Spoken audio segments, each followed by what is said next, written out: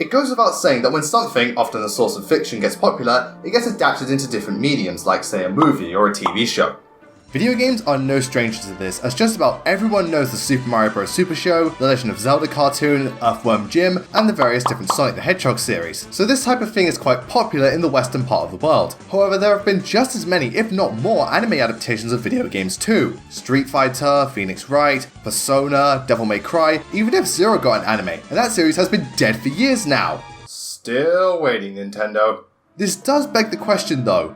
Why hasn't Fire Emblem received this kind of adaptation? After all, the popularity of anime has skyrocketed over the past couple of years, along with the Fire Emblem series becoming one of Nintendo's biggest franchises. Heck, I'm sure anyone who's played the games notices how heavily influenced they are by anime in terms of style, story, attack animations, and characters. So, what gives? Well, as a matter of fact, they already beat us to the punch more than 20 years ago. Yes, in January 1996, KSS actually made a 2-episode Fire Emblem anime based on the third game in the series, Fire Emblem Mystery of the Emblem for the Super Nintendo. Though for the record, this OVA follows the events of the first game, Shadow Dragon. I'm sure that if you're a Fire Emblem fan, you're at the very least aware of this anime, but may not actually seen it. In fact, I didn't go around to watching it until very recently. But seeing as I love Fire Emblem, and especially anime, you think this is overdoing it? I figured it was worth giving it a look. As strangely enough, this might be the first appearance of Fire Emblem in the West, long before Marth and Roy appeared in Smash Bros. So let's see just how well Fire Emblem's first foray into the Western world turned out to be.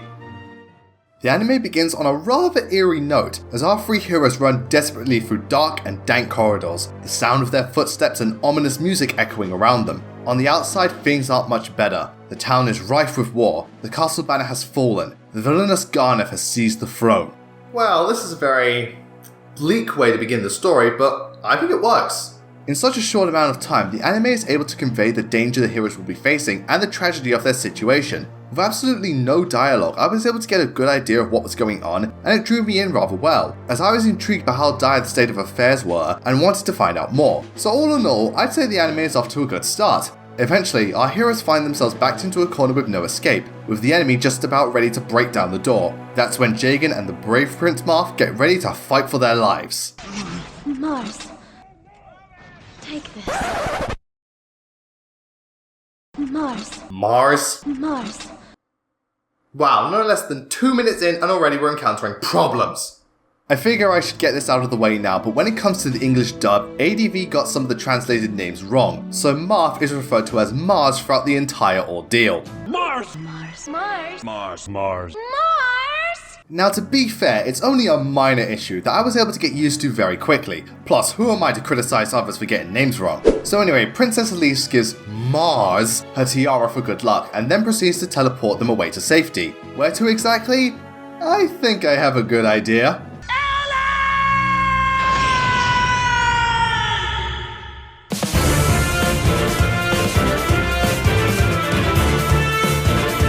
Once the smoke clears, we get a narration explaining the backstory of all that has happened surrounding the events that have taken place. A fine way to bring people up to speed for sure. But is it me, or does the narrator sound like he's trying his hardest to get through this as quickly as possible? Now even the kingdom of Arisha, inheritors of the strength and the will of Henri the Great, has fallen at the feet of the army of night. You hear this opening at the start of both episodes, and personally, I feel that there's no sense of weight or urgency to what's being said, and I find that it takes away from the general grandeur of the narrative. Something tells me this is the very first take they did and they decided, fuck it, let's just move on to the next scene. 2 years have passed since that day, and Marth has spent all this time living in Talos, filling his days by listening to sloppy exposition and having flashbacks to his childhood. Pathetic weakling! You are a disgrace to the line of Henri the Great. You know it's Fire Emblem when the king is a shit dad. Well then, I guess it's a good thing a wise ruler doesn't necessarily have to be ruthless. Alright, I've got to bring this up. I know Elise is supposed to be about 22 years old according to the novel, but here she's got to be at least 15, and I'm sorry, that is not the voice of a 15-year-old. Speaking of voices, I'm actually really anxious to hear what Marth is going to sound like. After all, he's the main hero of Fire Emblem and the series poster boy. Well, was. In recent years, it's one of these three. Surely they'll get someone to make him sound bold, courageous, powerful, fearless, and... I'm sorry, Sheeta, but why? Sure, if it's okay. We must do something now! I guess whining and annoying works too. Being perfectly honest here, I don't think Marth's voice suits his character at all. I know Marth is still young and going through a hard time, but the voice they gave him makes him sound more like a spoiled little rich boy rather than a heroic prince. Though I swear I've heard that irritating, obnoxious crybaby voice somewhere before. But I hate myself. How can you do this to me? I'll never pilot an Ava again!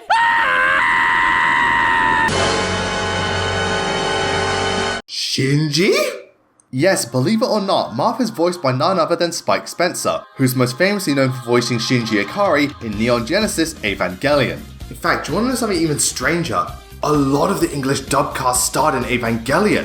Shida is Yui, Jagen is Gendo, Kane is Kaoru, Julian is Toji, Lena is Asuka, and so on. Now, as odd of a coincidence as that may be, this may turn out to be a blessing in disguise, as in my opinion, Evangelion has a really good dub, especially when factoring in that it was a 90s anime that came out before Cowboy Bebop set the standard for all anime dubs, so I'm confident that the heroes of Fire Emblem will sound just— You probably didn't hear a word I said, did you? You got to pay the toll. Declared her intent to overthrow Dahua's oppression. What did you say? If we die, then who will retake Arisha?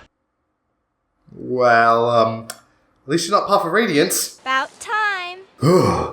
Maybe we could complain about the voice acting in Fates. In all seriousness, though the voice acting isn't a worst, I personally find the majority of it to be very stiff. I often get the feeling the actors are simply reading off the script instead of actually acting. But to the anime's credit, most of the voices do fit their respective characters pretty well. Most of them. But I can't help but feel everyone here is just doing this because they have to, instead of putting real passion into their performances. So after having all those flashbacks, Marth uses the rest of the day to explore Talos while being followed around by Princess Shida. Oh sweet Shida! Since I unfortunately don't talk about Shadow Dragon that often, you might be unaware that Shida's one of my favourite characters in that game and Pegasus Knights as a whole. I cannot wait to see how she turns out now that— Were you daydreaming while I talked to you? Never mind that you're always daydreaming or in a lousy mood or just being stupid. Big deal! Rats! I'm sorry, did they get Shida mixed up with Sarah? I'm not going to act like this version of Shida is unlikable or straight up bad. Far from it, she's one of the more upbeat and entertaining characters in this anime. But man, does she come off as more of a generic anime girlfriend rather than the pure-hearted princess of Talos. I mean, don't get me wrong, she has her moments, but a good chunk of her screen time is spent moaning at Marth. I blame Fire Emblem Warriors for spoiling me on how Shida should be portrayed. To me, she was perfect in that game. So after spending what I can only describe as textbook romance for dummies, the two of them make it to the bedroom. Whoa, slow down there, Marth. It'll be a while till Fire Emblem Fates. But before they can have dinner together, Marth overhears a discussion about their war situation. By the way, the Goto portrait here is a nice touch. After discovering how bad their predicament is, Marth decides to go for a walk and have yet another flashback. And that's one of the biggest problems I have with this anime as a whole. A lot of it is just exposition and backstory. I mean, yes, Fire Emblem is known for having big stories, and it's necessary to get the audience caught up with all the details, but in my opinion, putting so much of it at the forefront is an easy way for the audience to lose interest, and it ends up disregarding some of the most important aspects of storytelling, such as establishing the characters' personalities and their motivations. Which I think is an especially bad move considering this is the first episode, and we're not even at the 15-minute mark! Regardless, this flashback tells the tale of Marth's father and his battle against Garneth's forces, and just like with most Fire Emblem dads, it doesn't end well.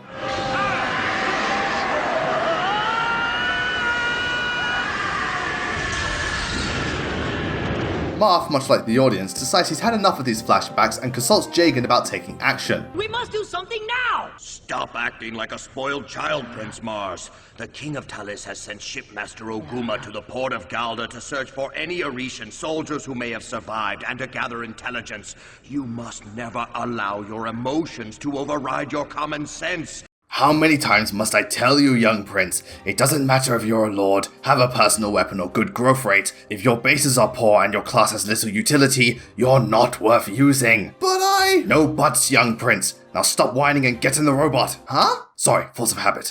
Finally, we're introduced to the remainder of the group. Kane, Abel, Draug, and Gordon, as they discuss what exactly they're going to do about the recent state of affairs. And this is when Gordon decides to speak up. Kane is right! We must join up with Princess Nina and go to war! How exactly does one go about describing Gordon? Well, take everything bad about awful 90s anime and give it the voice of Kensuke from Ava. No kidding here, people. Everything about this version of Gordon is just so wrong and doesn't fit the mood or tone in the slightest. The moment Gordon opens his mouth, he kills all sorts of urgency and drama no matter the scene and is nothing but a giant goofball. but I can't deny how much I love him. Gordon to me is one of those characters that are so bad they're good, and every time he's on screen, he turns this OVA into the absolute best of anime trash. Before the team can decide on the next course of action, they're suddenly informed that Talos is under attack, and as the soldiers stand on the horizon looking out at the devastation that surrounds them, a familiar face flies in at full speed. Mars! The pirates of Galda have attacked and set fire to the entire city! What? I didn't know what to do, so I came here! Didn't know what to do? Did you forget you had a wing spear? Turns out Sheila wasn't joking about how awful things are, because holy shit, the entire town has been set ablaze and it looks as if all hope has been lost for the people of Talos. But at the very last second, Marv and his men come charging in to save the day, and here's where we encounter 3 very big problems I have for this OVA. 1. Why the hell is Marv riding a horse? That's never happened in any Fire Emblem game as of the time this was made. Did they forget which game they were adapting? 2. This action scene and all the ones that have yet to come are in my opinion very generic. Most of the time, it's just the characters swinging swords, lances, and axes back and forth while shouting stupid one-liners. After all these years, I'm still picking up your message. 5 points! Why are you so bafflingly beautiful? None of the characters demonstrate any sense of technique or distinguished way of fighting. Heck, there isn't the slightest hint of strategy as they just charge in and start hacking away. One of the things I admire most about Fire Emblem is that each class has their own distinctive attack animations. These actions were executed in a way that made each blow seem both powerful and unique to that particular unit, what with mercenaries doing flips, mages performing specific gestures and movement patterns, having fighters practically leaping off the ground, and even the subtle motions of mounted units adjusting themselves after each action. To me, this made battles in Fire Emblem very exciting and prevented team members from blending in with one another. And though I can't be too harsh on this OVA since at the time of its conception, there were only 3 Fire Emblem games to go off, and they didn't exactly have the best battle animations. There's still the issue of the actual action scene, as having the characters just clash swords and run about the battlefield in my eyes is not only boring, but doesn't resemble Fire Emblem at all. Anyone who's played this series knows that each class has a specific job to do, and the way in which you arrange your units and formations to confront the enemy is of vital importance. I mean, yeah, there's always the option of throwing pre-promotes and some of the other units into a horde and wiping the floor with them, but for the sake of argument, let's say both armies are otherwise equal in terms of strength. Things like using knights and fighters to tank the main force and hold down choke points, deploying myrmidons and mercenaries to fight the axe units and dispatching the tougher foes, archers and mages being used for long-range assaults, mounted units flanking the enemies and doing hit-and-run attacks, you get the idea. Stuff like this is a massive part of Fire Emblem's identity, and seeing the anime reduce it to the most generic of sword fighting is both unappealing and just plain unpleasant to me. I'm going to go off on a bit of a tangent here, but since so many people, including myself, want there to be a Fire Emblem anime in the near future, I feel that in order to get the action scenes right, they need to incorporate the type of tactical usage and idiosyncratic fighting styles that are synonymous with Fire Emblem. In this case, I'd like to draw your attention to 2 anime that I think excel in this particular field, the first one being the Netflix Castlevania series. Though they are few in number, I thought the fight scenes in Castlevania were brilliant for not only being a spectacle of gorgeous animation and fight choreography, but also just how much attention to detail went into how each character fights. From Trevor Belmont's sublime control of the whip and sub-weapons, Cypher's different magical attacks, and especially Alucard with his swordplay, body language and other abilities, each of them are so stylized and exceptional, which I'd argue adds fathoms more depth and splendor to every battle. In addition, by doing so, it better ties the series to its source material and makes the entire state of affairs feel far more genuine. And whenever I see these characters fighting the good fight, I think to myself, oh yeah, this is Castlevania. The other anime I'd like to converse about is Log Horizon, as due to the now overused isekai setting, to be fair this anime did it before it became redundant, each team member has incredibly nuanced battle properties with fixed attacks and abilities. As such, the fight scenes are far more strategic in nature, as each character has to coordinate and work around one another in order to amplify their strengths and cover each other's weaknesses, and for me, this made the battles in Log Horizon far more engaging and tense, since I could feel the weight of every decision that was being made, and it allowed for all the party members to show off their skills and make for what I felt to be a very grand and gripping display. Now granted, for an anime adaptation of Fire Emblem, things have to be a little different, since unlike Castlevania, there's a huge cast of characters, so I doubt they can be as detailed when it comes to each character's fighting style. And unlike Log Horizon, Fire Emblem's world, in the context of the narrative, doesn't allow for information manipulation or a numbers-based battle system. However, using these examples as the foundations, I feel is the best way to go about tackling action scenes in Fire Emblem, especially if the studio is able to provide top quality animation. This brings me to my third point, as you may have noticed that the animation is pretty substandard, at least that's how I feel about it. Now personally, I don't think it's awful. After all, some of the backgrounds are nice, the colours can be good on occasion, and to the anime's credit, every character looks exactly like they should do. I'd say the anime captures the visual aesthetics of Fire Emblem rather well. Unfortunately, the rest of it is about as appealing as the sprite work in Shadow Dragon. How fitting. The lighting is poor and often too dark, most of the scenes are just long panning still shots, and even when the characters do decide to move, it looks awfully stiff and lacks any sort of fluidity. The image quality takes a significant dip when there are multiple people on screen, and it's incredibly jarring. Characters like Shida pull expressions that don't mesh well with the rest of the art style, and I find it to be not very nice to look at. Now I'm fairly certain some of you might be thinking, oh come on, it's not that bad. Sure, it's somewhat dated, but this anime came out at the very beginning of 1996, so compared to what was available at the time and slightly before, I'm sure it looks good for say 1995. No, this looks good for 1995.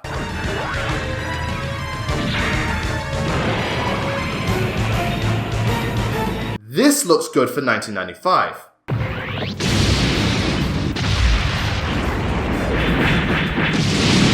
This looks good for 1995.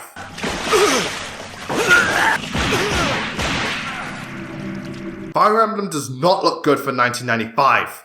Nonetheless, with my tangent over, the battle continues and Shida notices her father being taken hostage, and in an attempt to rescue him, Shida herself gets captured, and Marth, being the hero, must save the helpless princess. Oh good lord, how much more cliche can you get? Ananda, you brigand! My hero! Oh now you're not even trying! The two of them duke it out, with Marth getting sucker punched and backed into a corner, when suddenly, a new challenger enters the fray. Oguma! I got nothing. So yeah, Oguma shows up along with Bast, Board, and Cord, and with their help the day is saved. Shida reunites with her father, the king thanks Marth for his help, and our brave hero makes his ambitions clear. Unfortunately, Shida is not too happy about this and spends the next day standing around sulking. She won't even go to see Marth off at the harbour. Bitch! After getting yet another goddamn flashback, Shida comes to grips with her feelings and joins Marth on his quest, ending the first episode. And I must say, hearing the Fire Emblem theme play to close things out is admittedly a very nice touch. I appreciate that attention to detail. The second episode begins deep within the mountains, as a mysterious person runs from a pursuing group of bandits. Eventually the figure is cornered and hopelessly outmatched, but little do the heathens know who they're up against, because as they go in for the kill, this happens.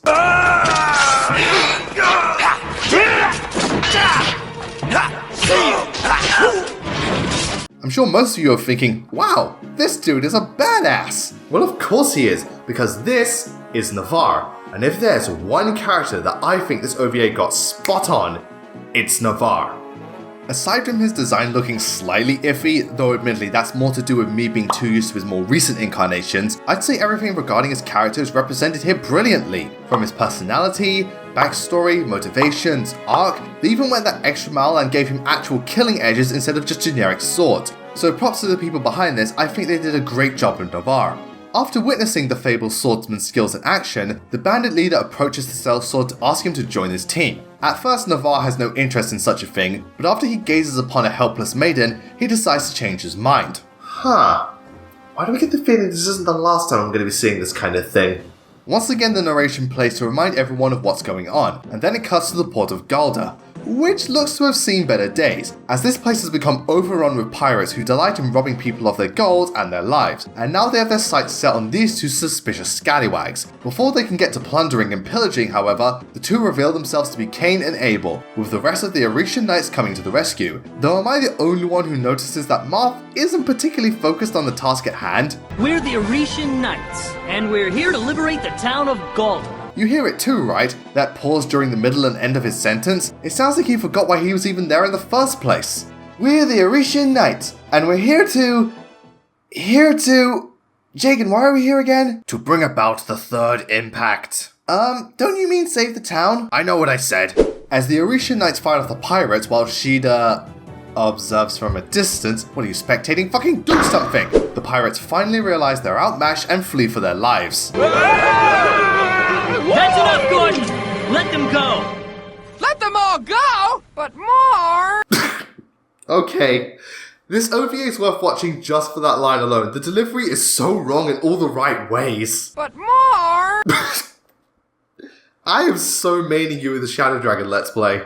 So with the pirates gone, the townspeople are in Marth's debt, and as such, the group decides to spend the night, with Marth having his eyes set on a rather lovely young lady. However, Sheeta is quick to put him in his place. Is something the matter? Oh no, nothing at all. You think that's bad? You should have seen how she reacted on this occasion. Ah, I see you missed your big sister. Sheeta, wait! I can explain myself! Explain this!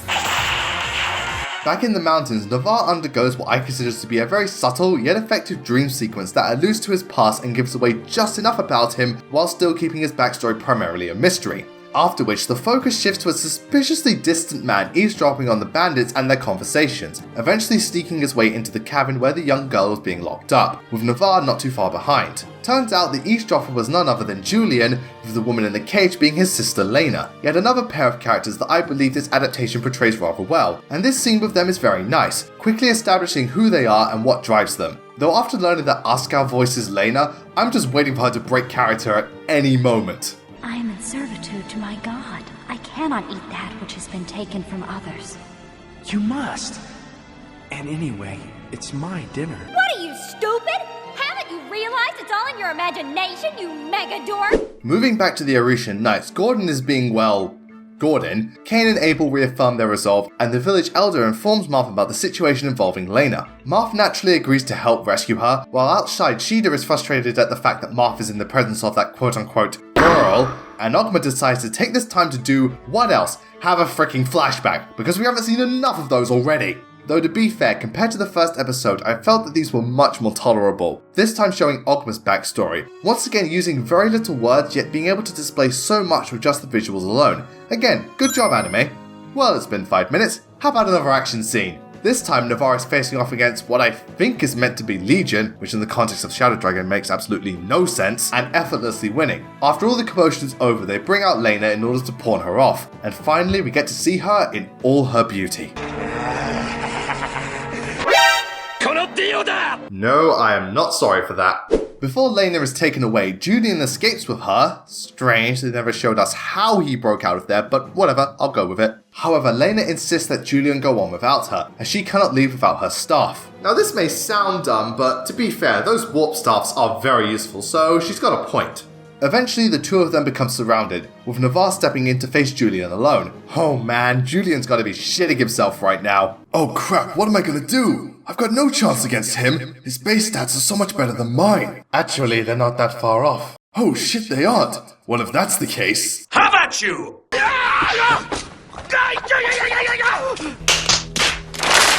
Well, after that embarrassing display, Navarre turns traitor and offs all the other men, and then the scene just fades to black for no reason.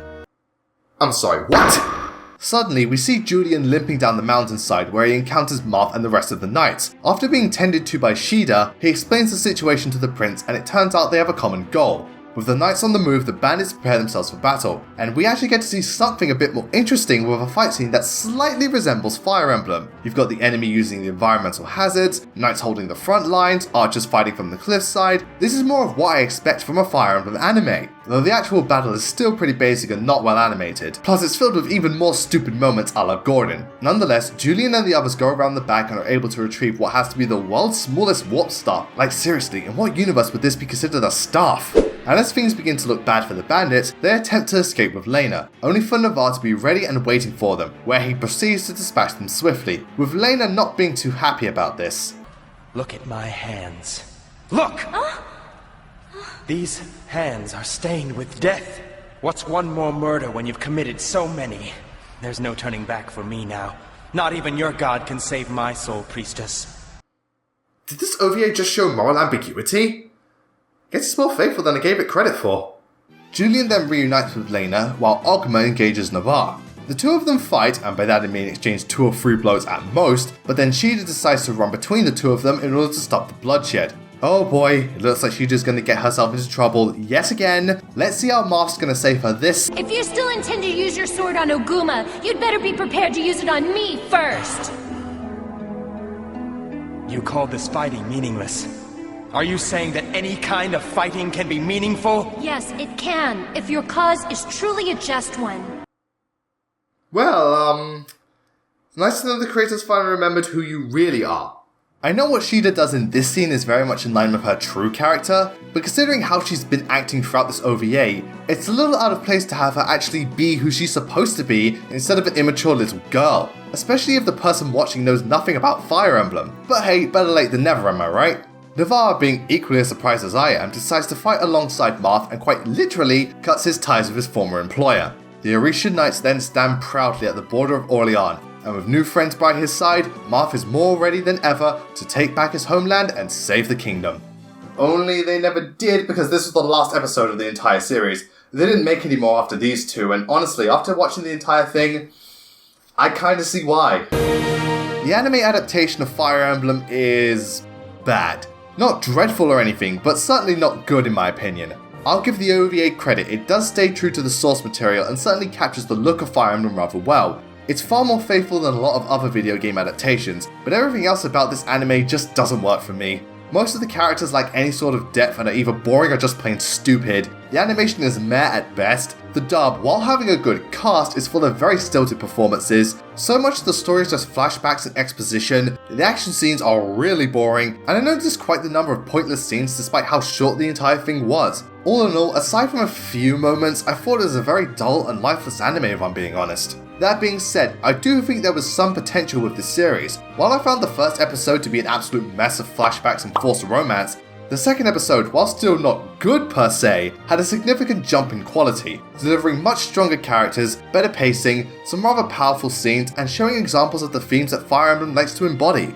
I felt a lot more effort went into the second outing, and I commend the production staff for what they did. If the series were to continue, I think it would have made for an overall decent anime. The low production values, stupid moments and overdone exposition would more than likely be a continuous issue, but I reckon the series would have contained a decent amount of standout moments that demonstrate why Fire Emblem is such a beloved franchise. In fact, I would have loved to see how Camus, yes that is how it's pronounced, Fire Emblem Heroes says so, and especially Minerva would be portrayed. If they got Misato to voice her, I would automatically give this series an A+. I must admit, I thought it'd be a lot worse. Don't get me wrong, this anime isn't good, but considering just how bad video game adaptations have gotten, this is actually one of the stronger ones in my opinion, and it pains me to say that. It's not nearly as good as, say, the Netflix Castlevania series, but it's most certainly watchable, and an interesting piece of Fire Emblem history. If you're a Fire Emblem fan, I don't think this is something you have to see, and if you're not into Fire Emblem to begin with, then I would definitely not recommend this, but honestly, if you've got an hour to kill, I'd say give it a watch. There are worse ways to spend your time. This is fun. That does beg the question though. With Fire Emblem now in the spotlight and the anime culture being so much bigger than it was back then, will there ever be an anime that captures the spirit of Fire Emblem perfectly? Well, being perfectly honest with you all, yes there is. Thank you all for watching today, I hope you had a great time and enjoyed the video. Please be sure to click that like button and subscribe as well, and don't forget to stay notified by clicking that bell. And let me know what you thought in the comments. Did you like this style of video? Would you like to see more? And what's your opinion on the Fire Emblem anime?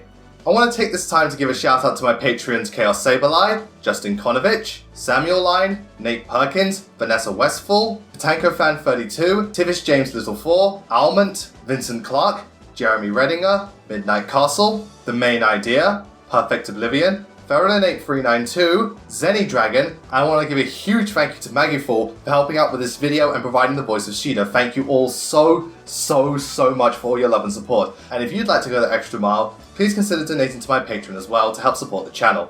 Anyway, that's it from me. I'll see you all next time.